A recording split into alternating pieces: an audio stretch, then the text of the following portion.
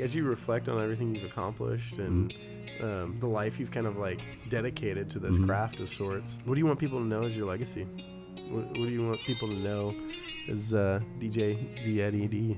That I was the nicest bad motherfucker you ever met. There we go. That's it. No, I'm just joking. No. And he's cutting up that chocolate, dude sweet chocolate. That's what I'm thinking, man.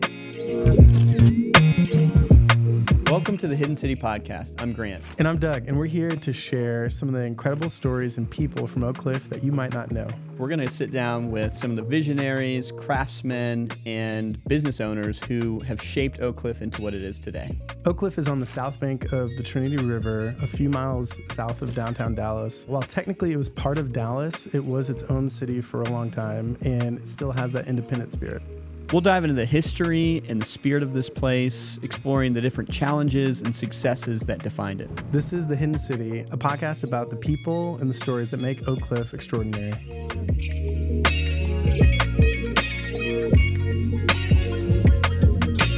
All right, welcome to this episode of the Hidden City Podcast. Today we have a friend on the show, DJ Easy Eddie D. Eddie, thanks for being here, man. Oh, man, it's my pleasure. Yeah, my pleasure. A long time coming. Indeed. Man, I first met you probably when I was just running around actually at Dude Sweet Chocolate, and you're just slicing up some chocolate for us to sample, and he's kind of been a staple here, but I've learned so much that you've just been in the neighborhood for a good while and have a whole story, but... Yeah, we were talking, you came from Cincinnati area. Before the show, we were talking about Ohio, and I never asked you, are you a Cincinnati chili fan at all? Oh, yeah, Skyline. You like Skyline? We love some Skylines. Skyline four-way through it? Or what? You know what I'm saying? I've never in my life had that shit. It's so much cheese, too, I mean, man. it's like, you know, the noodles and the spaghetti and all that stuff. Yeah. So no, I've never actually had it. You never had it? You grew up in Cincinnati? I was born and raised and never had it. We always just go for chili dog. That's fair. That's good. Yeah. So you're in Cincinnati, and I think you had a soccer career for a little bit. Like, come on, give us a little bit of that. Well, the high school I went to, I wasn't, but the school was state champs in like 74, 76, and 78. Cool. That's awesome. And I played on the reserve team, and I had never played on a team in my life, so I didn't play in my first soccer team. I was 11 in 11th grade. Wow. So okay. I just practiced and worked hard, and ended up getting a partial scholarship to Central State in Dayton, Ohio, and wanted to be a professional soccer player. That was my first love. That's awesome. Yeah. So, but you know, starting so late just wasn't gonna work. Yeah. So yeah. That's amazing. You started 11th grade and were able to get a scholarship though. That's amazing. Oh, yeah. That's incredible. That's awesome. Yeah. It's a great sport we got too. some D3 athletes at the table. That's right. Representing D3. That's right. There we go. Man, that's awesome. Yeah. I was just talking to a friend about team sports. You said that was their first team sport? Was kind of like... well, I played Little League Baseball for 1 year, but curveball was just a little too tricky for me. I'm always bailing out. And I can remember the first time I saw one of those, and I was like, I think I'm done here. I don't understand how this works. I'll pass.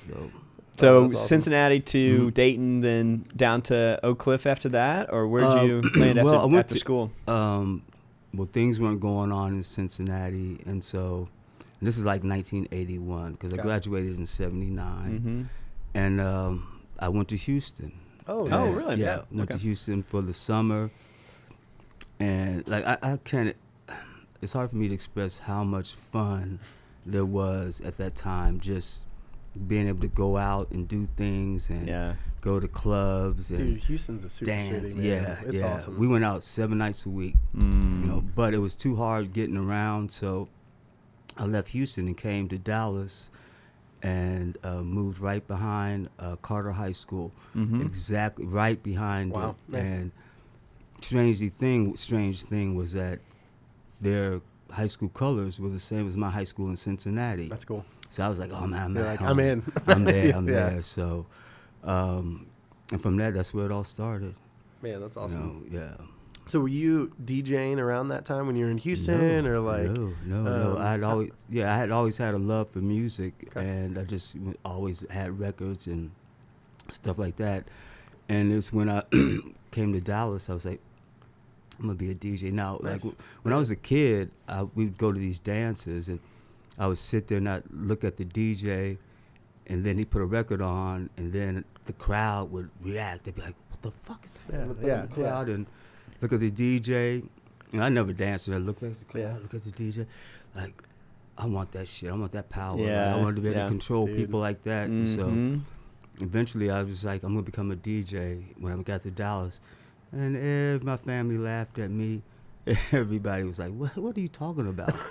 I'm gonna become a DJ. Yeah. So yeah, that's I've heard we've good friends with Sober, and he's talked about just like the craft behind DJing, where you can read the room, bring the room up, bring it down at certain points, and that's cool that you recognize that so early on. Puppeteer. Yeah. Puppeteer. So and it was to this day, this has been the one absolute truth. When I decided to become a DJ, the universe just opened up, and all the things that I needed to become a DJ started falling in place. Like, the guy who taught me how to DJ, the master mixer, like I got introduced to him. He introduced me to KNON, and it was just crazy. Yeah, tell us. So interesting how when you set your mind towards like, this is what I'm going to do. Yeah. How you start to see those doors open. That's a pretty cool thing. Yeah. And I'm not religious or nothing like that. So, but the universe opened up, and I'll just gladly walk through the door. So, nice, man.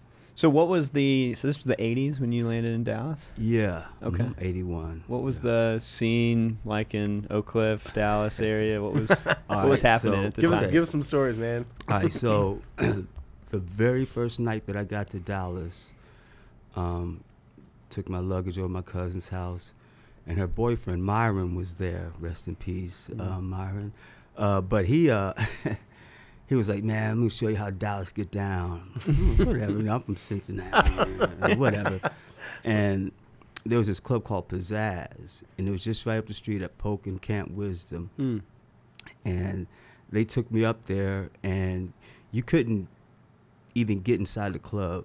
But you didn't have to, because the parking lot was full of kids, and like it was like, what the fuck is this? And what was crazy was this legendary DJ who's no longer here either, Uche. He it was his club, well not his club, but he was the DJ there, and it was on the radio as well. So you didn't have to go into the club, because what was going on inside the club you could hear on the radio. So people had it going on in the car. No way. And okay, interesting. I mean, there's a whole other party going on outside. Exactly. I'd never seen anything like that before. That sounds fun. Okay, I'm here. Dallas has got. He's showing me Dallas. Yeah, and like Oak Cliff had Pizzazz, not Bone Shake, that was in Houston. Pizzazz, Bernard's 2, Studio 67. Then you could go over to Lancaster and go to Shamrock Skating Rink, the Crest Theater. All these were places. City Lights was like toured downtown. So all those are just clubs that were just Oak Cliff. You didn't have to leave Oak Cliff. That's pretty cool. Dude, that's amazing. Yeah. All different now. All different. Yeah. All different. So, but yeah, it was Dallas, I was hooked. You know what I mean? And like Rappers, I always got to say this, Rappers Delight came out in 1979. So hip hop was just starting. At this time, funk was still the name of the game, but hip hop was slowly, It's climbing. Yeah. So, I loved hip hop, man. And the first time I heard Rappers Delight. Tell us, how did it hit you? Well, I mean, like, it was just like, what the fuck is this? And because you're hearing something new. You're just like, you're like, this is. And there was a familiarity to it, because they were using Good Times by Chic, so it had this familiarity to it, and the rhymes were just, what does this do? Like, like, oh man, this is just right up my alley. I didn't want to be a rapper or anything like that, or an MC. I hate to say rapper. I didn't want to be an MC, but DJing, I was like, yeah, man, I'll get behind the rapper. Awesome. So yeah. I mean, pretty cool. So you're feeling that, and then KNON KNON happens, right? Yeah, you've had a long show. This happens I went to KNON first in '84. There you go. Okay, '84. And my man Troy Glover, the master mixer, the guy who taught me how to DJ, and taught me a specific technique. It was called blending, what people call mashups now. Yeah. But I was doing that stuff way. You're blending. Way back in the day, and he took me to KNON, and I took my tape to this guy, and he kind of blew us off. So we ended up going to Cisco Soul and the Party Patrol. That was the first hip hop show, or the first show with DJs. Like there were like 5 DJs on there. Me, Ice-T, Scratch, Troy, the master mixer, and there was one more, or maybe that might have been it. But yeah, it was, and plus Cisco Soul, which was a lady. Okay. And this is back when we had rotary mixers, and it was crazy the way we mixed them. Yeah. It was crazy. I mean, it was absolutely crazy, but it was fun. But that show only lasted for 2 weeks because it had been going on for a while when I joined it, but this guy, Captain Kidd, stole the mixer. Oh, no. So they canceled the show. Oh no! Yeah, so Captain Kidd, come on, man. It's a pirate, and he's kind of living up to the name. Yeah, exactly. So that was your first show. Yeah, Cisco cool. Soul. And I was there for a week, maybe. You know what I'm saying? And it was done.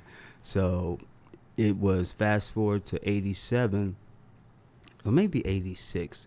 And I end up on becoming Nippy Jones's mix DJ. Mm-hmm. And he used to come on Fridays, the Fresh Freaky Friday show. It was 4 hours long, and I would do blends. And and I took over because Snake, Big Al, and Casanova Rock, the All Hardy Death Party, they got their own show. And they were Nippy Jones's DJs at the time. And they got their own show. Then I became Nippy Jones's mix DJ. And from that, I stayed. I don't even know how long it was. And that's when they said, if we ever get a spot, would you like a show? I was like, sure. Yeah. I mean, I had no intentions on, I didn't know where this was taking me. I didn't know where it was taking me, and that's how it started. Knowledge Dropped. No, actually, it was Down by Sound. Down by Sound. Okay, Down so by Knowledge Sound. Dropped, Lessons Taught came after. Came after. Yeah. Okay. Yeah. So at first it was Down by Sound, and then it was Knowledge Dropped, and then it was Knowledge Dropped Volume 2. Okay. Yeah. And then Knowledge Dropped, Lessons Taught. I mean, that was I got that from a Poor Righteous Teacher song. When they say, I let the knowledge be dropped and the lessons are taught, or something like that to that. And I was like, okay, knowledge dropped, lessons taught.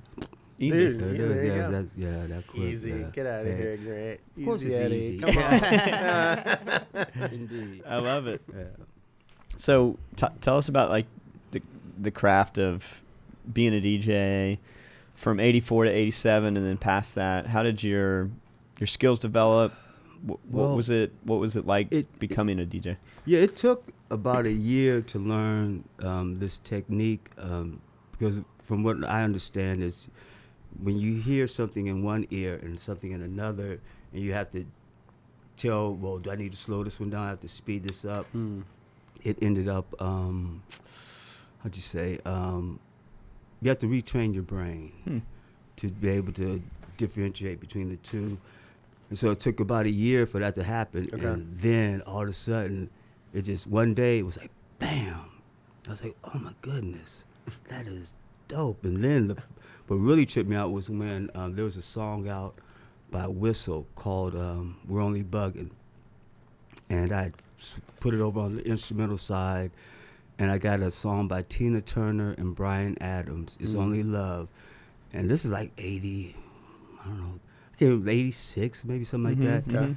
And I started playing them together. I was like, what the fuck have I just done? Yeah. You know what I mean? Because most people, when they were blending, a mashup would consist of a R&B acapella against the instrumental, hip hop instrumental. I see. But I was putting genres to different, the whole, like, this ain't supposed to be. It's just like, that's not together. something people were doing. Yeah. So, but it worked. Yeah, I mean, and it was ended up being my staple. People were feeling it. Yeah. It was just, that's awesome. Yeah. So this at a time when scratching was the king. It still is, you know what I mean? But I didn't want to learn how to scratch. I just didn't, it's cool and all, but I just wanted something different. And, I started creating what I call like these operas or this symphonic kind of thing going on. So, yeah. It's amazing. Yeah. What, Knowledge Dropped, like, for those who don't know, it is been kind of like a lifeline for, I'd say, the Dallas like scene, like the hip hop scene. People look at it in that way. Yeah. You've kind of had a vantage point for now so many like decades of the scene. How would you describe the Dallas scene? And maybe some of the changes that, because obviously it's, well, at the changed over point now, time. I would say it's on life support. Okay. You know what I mean? We don't have the infrastructure that we had back in the 90s and all that goodness.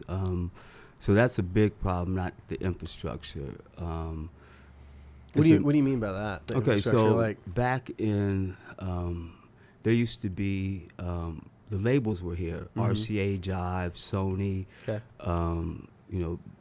BMG, all that stuff they were located here in Dallas. Like BMG would have events where they would invite DJs down, whether you were a street jock, club DJ, radio, and we'd all come down and they would preview new records. That's awesome. And like one time, and have food and we'd all talk and listen to the records. So this one time, in the room, and no one had heard of these people. They're brand new. They haven't been released yet. It was SWV. It was Craig Mack, and it was Biggie. And Biggie's sitting back. He's not saying shit to anybody. He's not saying nothing to anyone. Just chill. Craig Mack was all boisterous and like doing trying to get out there. He was being himself. And SWV, they had them sing something a cappella, and their voices were just beautiful. And but we listened to their records, and that was the beginning of their careers. That's crazy. Yeah. So it'd be stuff like that. Biggie in the corner. Yeah, chilling, not saying nothing, just mean mugging everybody. You know what I mean? But I mean, it was cool though. But that's the kind of stuff that would happen. Then you had video. You had BET. You had MTV. MTV Rap. So you had the video outlet, and you had labels that were. I used to get records sent to me like all. Oh my God! They're just they're just sending them. Just sending them all the time. Now, not so much anymore. Okay. I mean, not at all. I can't think of the last time someone sent me some vinyl. Like, and it used to be like every day, like stacks of vinyl just from all the labels. So now everybody wants to. Send you their YouTube link. Well, exactly. I don't want that link. You send it to me. Like that's another thing. The relationship between the DJ and the MC is non-existent. Our whole, we live to break records. Right. So, but I'm not going to your Bandcamp page. I'm not going anywhere. If you send it to me, we build a relationship like that, then yeah. But nah, man, I ain't doing that. So, but yeah, so the DJ has been cut out because of the Bandcamps, the SoundClouds, and all that stuff. So, YouTube, all that. Yeah. Do you think part of the change too is that there became so many more DJs, or excuse me, so many more MCs? Was that a part of that change over time? Because so this is there can never be too many MCs. Yeah. Now the rappers, you can have it out. Yeah, I could do without that. Because MC, when someone says, like, they come up to me and say, I'm a rapper, and I'm not, first thing that comes to my head is, oh man, you suck. It is. I mean, it's just because it's not the terminology. Right. If you're an MC. And so when someone says they're an MC, I'm like, oh shit, I want to listen to this. Let me check this out. It's like a signal to you that they're true to the craft. Yeah, they're part of the culture in that sense. They take it seriously. Yeah. They got something to say per se, more so than just braggadocious, and and I guess there's a place for all of it. you know, I always say like if it's not hip hop or the, you know, from the elements, then we should call it not hop. And hip hop and not hop, and that's, you know, I mean, that's how I can differentiate between the both of them. So, yeah. So I like that. But yeah, man. I mean, it's just it's an interesting time now. So yeah. So I mean, 40 years ish, 30 years but, on the radio. 38 years. Oh, yeah. Okay, dude, that's amazing. I sat behind Jesus when he was in the 3rd grade. So. Let's go. Hey, you said you weren't religious. Come on, get right. But I mean, that was his name. I mean, some people called him Jesus, some people said Jesus. I just, you know, I don't know. Dude, I love it. I love it. Man, that is amazing. Just even getting that story, you're like, hey, I'm in the room with Biggie before he started. Yeah. Right. And just the culture and the there was a mechanism for discovering MCs exactly. and a connection with DJs that sounds like everything's changed. I mean, Well, and of course video came into play. Yeah. And Spotify came into play, and all these things developed. But were there moments where it was golden or like? Oh yeah. Go. The 90s, I guess through 87 up to close to 2000. Okay, it was a sweet moment. Yeah. I mean, I can remember I used to DJ at the Blind Lemon, and it was part of Clearview, and I DJed there for like 10 years, playing like soul, funk, and disco and hip hop. And it was one of the most popular places in Dallas. And I was going to work, and I'm sitting down. There was this place called Exodus, where all like a lot of hip hop bands would go play. Pete Rock, CL Smooth, Das Effect. There's all kind of people. Yeah. And this particular day, my man W.E., who's not here no longer, he was a photographer in Deep Elm, and he's walking by, and at the same time, I'm like, oh shit, that's Gangstar, that's Premier and Guru. I was like, yo man, y'all gotta come take a picture with me. So I've got this picture of me and them two sitting outside of Blind Lemon. And then the next week, I'm going back to work, and I passed by Exodus, and Guru was just sitting on the steps. He came back to Dallas because he had such a good time, and he just came by himself and just sitting on the steps there. I was like, what are you doing here? Like, yeah, I had such a good time. I came back. That's wild. I was like, shit, what the fuck? Yeah. Like, Dallas? So, yeah, I mean. You had some good moments. Yeah, man. I mean, beautiful. Like, it was great. The music that came out then, and the feeling that it gave you, like, I always say that I think for me the best or the greatest song ever was They Reminisce Over You by Pete Rock and CL Smooth. For everything that it stood for, that it talked about, putting you in a place and time, and just, that there's nothing like when that song comes on, man, something else, you know. And then it's funny because on the other side, Annie Up by MOP invokes another feeling, but, you know, you don't want to be on the dance floor. You know what I mean? You don't want to be anywhere around, you know, get your chain snatched up. But they're great feelings. I mean, they're both, you know, they're beautiful songs. What I always wanted to know how this was Nemesis, Oak Cliff 89. What was like the reaction, man? What were people... See, that was Snake, Big Al, and Casanova Rock. Okay. That was Nemesis. And this was, 80, like, you're talking about this time period. Yeah. And this was like before. This was like the back when the 808, where, you know, the boom and boom was going on. And Snake, that's my man. He would throw these parties, and they'd be at the Redbird Armory.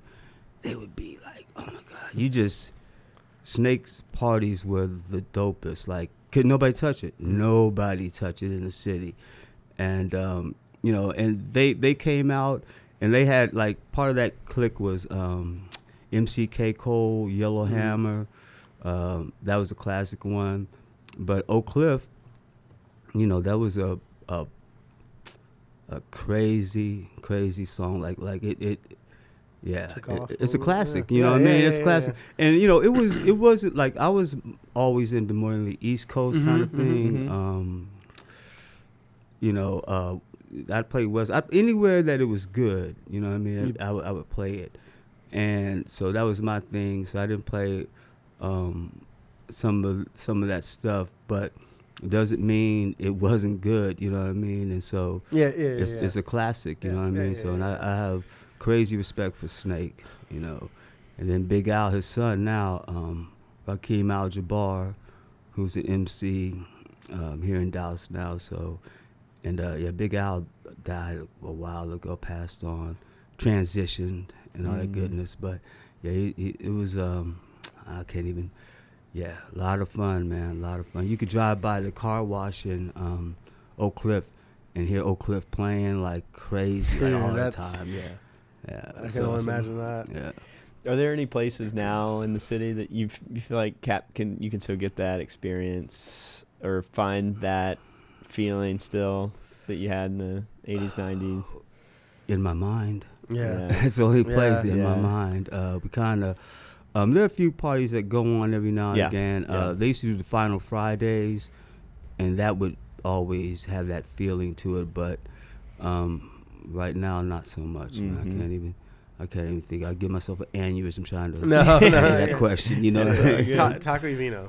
Yeah, exactly. Right. Yeah, we got some stuff going on. Indeed, on Fridays. Indeed. So there's nothing like being in your city and on your car and your fucking music comes on. Yeah, that's just There's lost. Pride, People don't man. even know. Don't even know that feeling because. They're so busy, go to my YouTube, all those different I know channels. it's algorithm, and it's very... And everybody picks it. They don't listen to a curated radio show anymore. Yeah. Or not as much. Not as much. I mean, it just depends on who you are and where you are.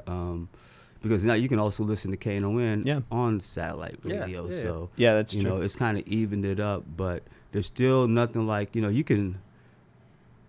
to listen to satellite radio and, be in your car, that's, the chances, but to be in your city and, you're in your city and radio station in your city is playing your that stuff. music. Yeah. That's it. Yeah. Stuff that's been created in your city. Yeah, that's what I'm saying. Yeah. From your neighbors, from people, right? Man, that's so pretty special. that's something, and it's just, people don't even know what that feels like. Yeah, it's sad. So.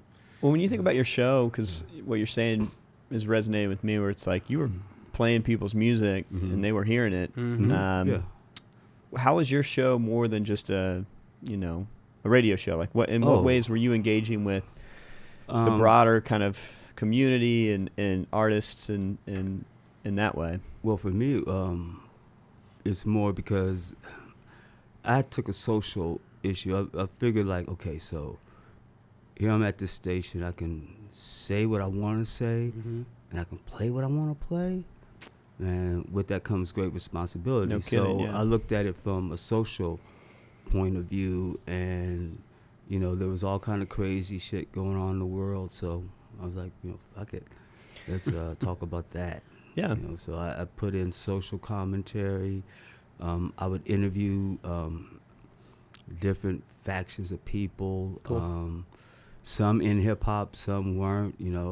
I've had some great interviews with so many people. One day I'm going to compile a list of all the people that I've interviewed. Nice. And just see where it lands. But yeah. So that's cool. So Eddie, I feel like Oak Cliff's changed a lot since you've gotten here. Like music scene, hip hop, everything. Like and there's some staples that have like stayed and kept it through line. But I do think even like Bishop Arts, were you walking around? Yeah. People know you, man. Yeah. Like you're kind of a casual celebrity of sorts. What is it like? What does Oak Cliff mean to you now, and after having spent so many years here too? I mean, I love Oak Cliff, and Oak Cliff has always had this tag of, even when I moved here, people like, you don't want to, Oak Cliff. Like, Oak Cliff. No, you should go to Richardson. Yeah, and I've never had a bad thing ever happened to me here. It's been nothing but love and goodness. That's cool. And that's not to say nothing, bad happens. But it's like it happens everywhere like that. You know what I'm saying? So I don't, and particular area, you know, I don't really care about that. But Oak Cliff is one of the greatest cities, you know, that I know of. It's always like, 'cause people, you know, the South, the dirty South. And actually, this is the dirty Southwest. You know what I mean? It's not the South, it's the dirty Southwest. That's the right way of saying you know that. what I mean? Yeah. So, yeah. But I love it. I mean, and it's because the Southern culture is different than East Coast. You know, it's all regional. Like in Cincinnati, I always kind of thought of it as being a kind of it's in the Midwest, but it had a kind of an East Coast vibe to it. Yeah. But now it's got that I don't know what you call it now, but not hop vibe to it. It's got that not hop vibe to it. But you know, there's still kids putting out good music. And the powers that be, you know, I think the reason we hear a lot of this stuff is because people want it to be played I mean, like, there's no redeeming social value in it. That's my whole thing. Like, if your art ain't propaganda, then what good is it? It's too sanitized. Yeah. Is that kind of? We were just talking to an English professor, poet friend at SMU yesterday over some beers, and he was talking about how poetry in his area has become too sanitized, and maybe he even said feminized in some ways too, where it's like, hey, take the teeth out of it a little bit, and he's like, man, we have to bring back the like grittiness and the bite to it a little bit. And so people are scared of making waves. They don't want to be too controversial. They don't want to be. And it's not even controversial. It is, to me, addressing a need that needs to be addressed. That's the way I look at it. Like something real. You can't turn your eye to. There's no way. Once that light goes on in your head, you can't turn it off. So that's what happened with me. You know, that social integrity to social change. And it's just always been like that. I've never shied away from it. It's amazing though how my listening audience, like, all walks of life. Like, you know what I mean? It's awesome. Yeah, That's awesome. Yeah, it's crazy. Like, you know, you would think something so, you know,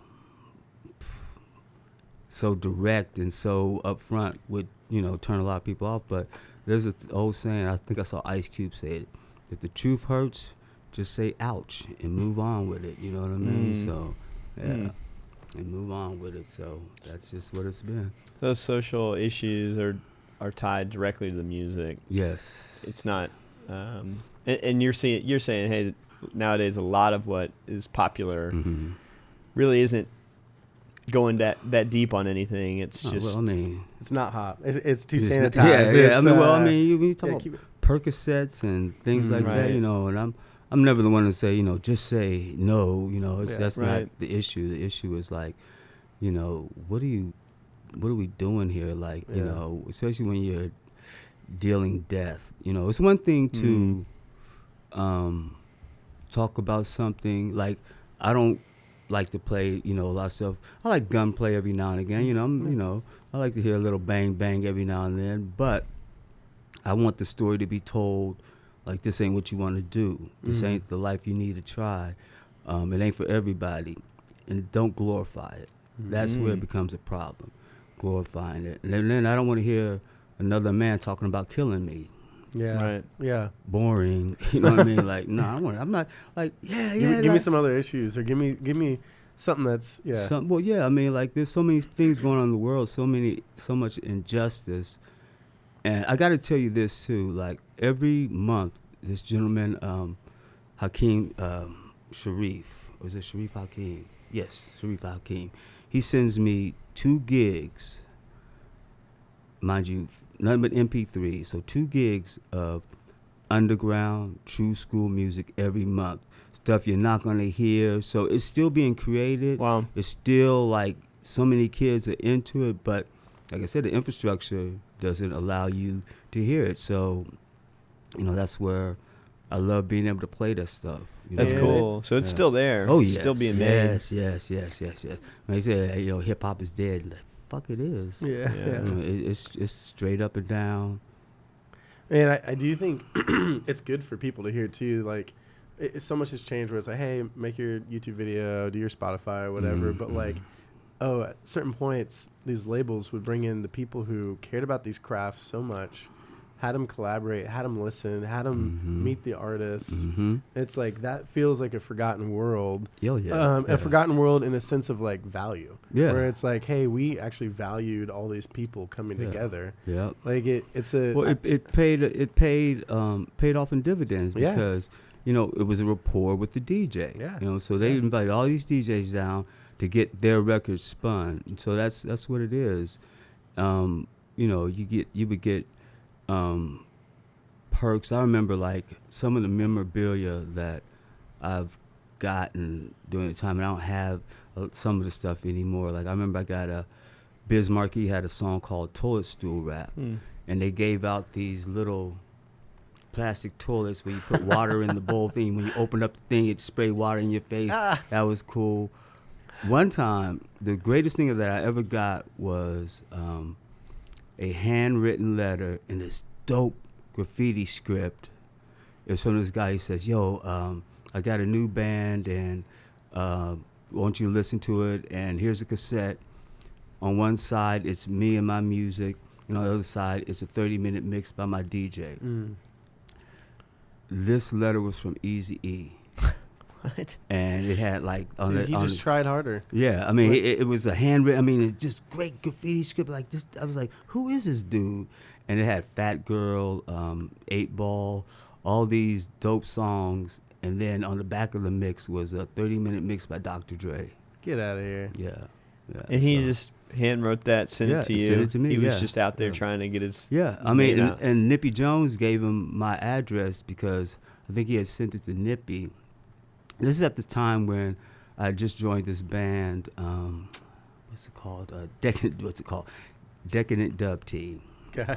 DDT. And their claim to fame was they had a song on the Colors album, the movie Colors that came out a long time ago. They had a song called Six Gun, which was remixed by Dr. Dre. And so I joined the band afterwards because Jeff Lyles. We started off together. Really? Yeah, back in the. He used to be a DJ on KNON. So this is Kessler? Kessler. That's awesome. Yeah, so he. Dude, I didn't know that. He was a DJ at KNON? He had his own show. They used to come on. I forgot what night it was, but I'll never forget. I was on the air and he called me up. He says, "Yo, man, would you like to be our DJ?" I said, "Fuck yeah!" So that was the second band that I ever joined, and we went to South by Southwest, and this is like 80. South by in the in the very beginning, dude, that's awesome. Yeah, like what was that like? I can only imagine. Yeah. Well, Jeff, one time he got kicked off the stage because he lighted up a joint and shit and started smoking on stage, and they like, I remember one South time. by was like, One time we went to we opened for Tone Loc, and we had a tour in Tulsa, Oklahoma City, and Norman.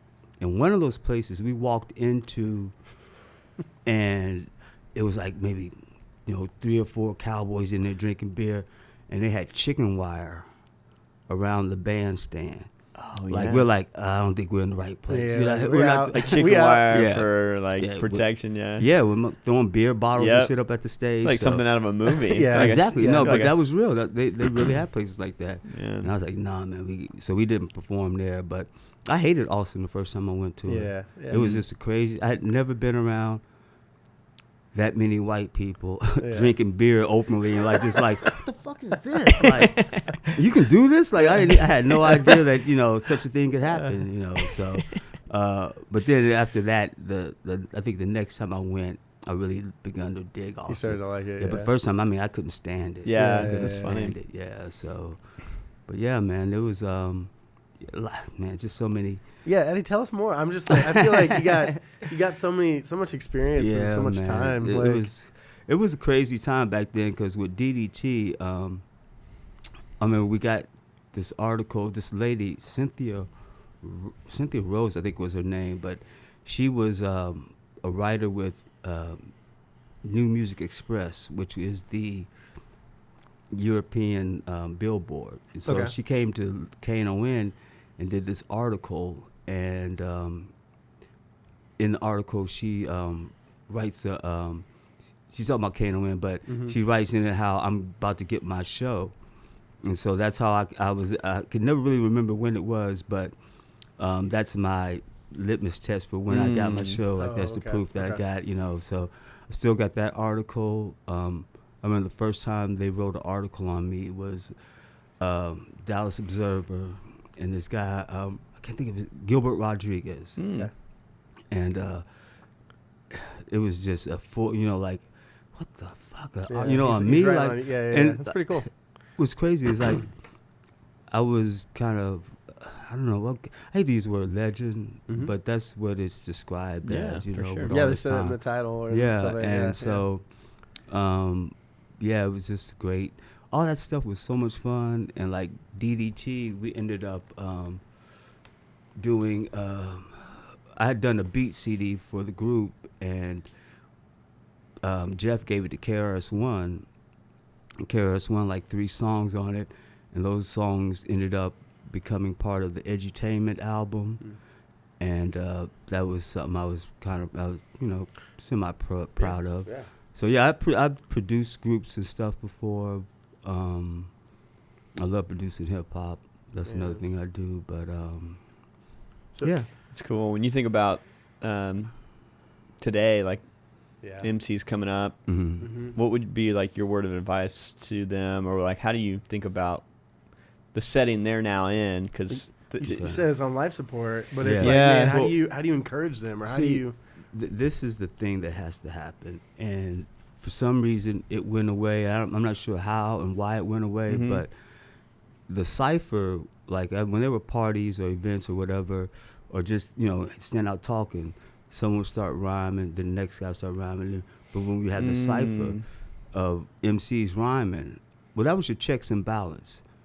If you sucked, it was going to be found out right then and there. So now there's no cipher. So these kids, no checks and balances. So these kids make these records, and they haven't gone through the gauntlet of the cipher, because that would weed out the weak, the weak ones, and only the strong survive.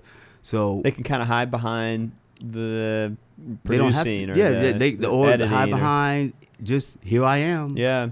And it could be the worst thing that you've ever heard in your life, but yet, because they didn't get in the cipher, that's what, It reminds me a little bit of anyone can get a camera. I did photography for a good while, and it was just like, you could buy a camera and say you're a professional photographer. Yeah. And it's kind of, I hear that a little bit where it's like, oh, there's a little bit of like, no, you need to assist a photographer for a while. You need to kind of go through your certain things. Yeah, exactly. There's you this like immediate so testing of like, you either got it or you don't. But now it's just like, oh, they're all out there, or all the rappers are out you there. Just need this. I know. Right. So that there's a change you're saying that's occurred. And that's, you're right, because there are, everything is a craft, and it's great.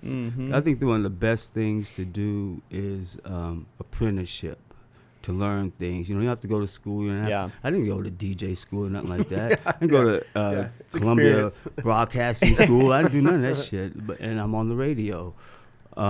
So there are ways to do things, but. And you got help along the way. You got mentors that helped you. It's like you don't have to go the formal education route. There are all kind of ways to skin a cat, dare I say? Yeah, so, sure. Yeah. Hey, you're in Bishop Arts. Oh, Doug. Inside Oak Cliff joke. Yes, indeed. It had to be there. That's it. Pick up to Dave Spence, my mellow. That's my man. I know him real well. That's my man. Yeah. But no, he's been there for a good while. Yeah, man. Yeah. But man. The whole process, people just take these shortcuts now instead of like they say overnight success is usually about 10 years. Yeah, you know what I mean? 100%. It is. It's true. And so it's this process where now it's like instant gratification or instant success, and that's just not going to last at all. Yeah. Longevity is the key. So you see all these new artists, and they're just so, just whatever. Like I couldn't tell you a Drake song. I don't know what he sounds like. I don't listen to anything. I don't listen to the radio. I can't think of the last time I listened to the radio. If I do, it's like the old station, the Mesquite radio, the kids, the school radio, or something like that. But man. And like KNON, our motto is we play all the hits, none of the time. So you're not gonna hear that same, that same old shit. So yeah, I love it. Yeah, that's cool. That's a good word of advice. Take the hard, longer road because it's more rewarding. It is. I mean, and you have to have perseverance. And you might get some the system set up in a sense now where they can get some instant gratification, but that's actually not like wise looking at it that way. If you're thinking about the craft, if you're thinking about the craft, or maybe not the bottom dollar, but like the craft. See, one thing I found out, there are millions and millions and millions of talented people. Yeah, I mean, like it ain't like there's no shortage on talent. Yeah, and the way the industry is set up, the music industry is kind of the worst thing to be in. It's very pimpish. So many artists have been abused throughout the years, and the thing about it is, you have to. How do I want to put this? Artists have to really go through the gauntlet and be prepared. So when that door of opportunity opens, you have to be ready to walk through it. And so that's where a lot of times the door opens and they're not prepared, and they go through and they don't know about, you don't sign your publishing away. They sign the publishing away. And there's so many stories of that happening, because that's where you make your money. If you don't write the songs, you're not going to make any money. You can be in the band, you can play this, that, and the third, but the real cash is in the writing of the song, the publishing rights. And then you live off your merchandising, because most of the time you won't see your money for a year when you're doing that. So it's just, and then the way that they give points out and stuff like that in the music industry, it's a bad look. I wouldn't you have to really love it. Like, I never planned on making any money. That's not why I do it. I don't care about that aspect of it. It's just I want to make sure that hip hop, I can keep it as pure as I can of my definition of it for as long as I can. And, then I've done my part. You know what I mean? I just kind of want the 5 elements or 6 or how many other people, we add on every new one every now and again. But, just make sure those stay true. And if it ain't nothing to do with those elements, then it's not hop. There it is. Yeah. I love it. Kind of like finishing this out a little bit. You said someday you'd like to be in the Hip Hop Hall of Fame. Oh yeah, yeah. What like as you reflect on everything you've accomplished and the life you've kind of like dedicated to this craft of sorts, what do you want people to know as your legacy? What do you want people to know as DJ Easy Eddie D? That I was the nicest bad motherfucker you ever met. There we go. That's it. No, I'm just joking. No. Hey, hey, when he was cutting up that chocolate and dude sweet chocolate, that's what I'm thinking, man. He's so kind. It's I've always loved the food industry. I like to chef around a little bit, but DJing and that is the same thing. Creation and and I've got a great, Catherine Clapner. I've known her, since the early 80s. And I went to help she asked me to help 15 years ago in December, just to help at Christmas time, and I never left. Seriously? Yeah. So, that's cool. Now I manage the shop, and managing wasn't my thing, but I love it. And, I get to talk to people, and do you see so many people coming through there? Yeah, I'm sure. yeah, and how many years you've been there too? Yeah, it's pretty awesome. A lot of times people have no idea who I am. Right. I don't say, Yeah. And so, yeah, I mean, it's fun, and I meet a lot of people and different cultures, and that's what it's all about for me. I love people's culture. I love learning about where they're from, what they think of America. I mean, me and this guy, a couple of days ago this week, he came in, and we were sitting there for an hour talking about AI. And he uses it, so he was giving me a whole different insight into it, and just how he uses it and the things, the possibilities of it, and the bad things about it, where it's going, where it probably won't go. It was like an hour long. It was like, man, this is so dope. Yeah. You know, it's a good conversation. Yeah. So I've had a lot of conversations like that there. So. And you guys just moved the headquarters, Dude Sweet Chocolate, over. We were just right up the street. Yeah, right up the street. That's right. We moved about a block down, and we've been there for a year and a half, almost 2 years. We'll be 2 years in July. Amazing. So people can see you there. What are places or ways people can tune into your work? Yeah. So every Saturday from 8 to 10 p.m. on KNON 89.3 FM. Or you can go to the website, www.knon.org. You can check me out there. You can also go to Spinatron. Spinatron is an app where they record the last 2 weeks of my show. So if you miss it, you can go back to Spinatron, type in Knowledge Dropped, Blessings Tide, Volume 2, KNON, and my shows will come up the last 2 weeks. And it'll show the playlist and all that goodness. And the other one, that tip. Yeah, we're gonna have that in the office. I was just thinking. I was like, I know Doug's gonna put on. Spinatron. It's cool. It's cool. And then every Friday I'm at Taco and Vino from 6:30 to 9:30 p.m. And that's a lot of fun. 'Cause I get to one thing that when people know me when I DJ, I'm always gonna play what I want to play. No one has ever told me, "Yeah, we want you to play this." They trust me to play. Yeah. You know, that's cool. So I love that. So that's awesome. So that's just about it. You might want to check your license because I might be on that too. So I'm just joking. Get out of here! Look at this guy. I love it. Well, thanks for being here, man. Thanks for keeping the spirit of hip hop alive. And thank you all. Dedicating so much time to Oak Cliff, man. It's we awesome. Appreciate love it, man. Thank you all. Yeah, thanks for being on the show. Hey, thanks for tuning in to this episode of The Hidden City. We hope you discovered something about Oak Cliff that you didn't know. If you enjoyed the show, I hope you subscribe to it on YouTube and then follow us on any of the podcasting platforms. Also, if you enjoyed it, please share with a friend. And thanks so much for tuning in.